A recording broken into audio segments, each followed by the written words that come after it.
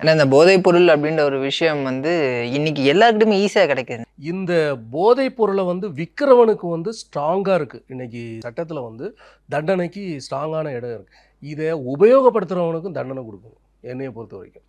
யார் யார் போதை இப்போ சிகரெட் பிடிக்கக்கூடாது அப்படின்னு சொல்றாங்க. ஆனா கொஞ்ச நாள் ரொம்ப ஸ்ட்ராங்கா இம்ப்ளிமெண்ட் பண்றாங்க. அதுக்கு அடுத்தது ஃப்ரீயா விட்டுர்றாங்க. நீ சிகரெட் பிடிச்சா உனக்கு தண்டனை அவ்வளோதான். ஸ்பாட்லயே உனக்கு தண்டனை வழங்கப்படும் அப்படின்னா, யாராவது பயந்து உபயோகிப்பாங்களா? இது ஒரு விஷயம் வருது. அதாவது போதைப் பொருள் பயன்படுத்துபவனையும், அத குடுக்குறவன 2 பேரையும் கைது செய்யணும். இப்ப அப்படிதான் பண்ணியிருக்கிறாங்க. இது ஒரு பெரிய ஒரு செலிபிரிட்டியா இல்லாம, ஒரு சாதாரண இப்போ எல்லா ஸ்கூல்லயும் இப்ப கஞ்சா.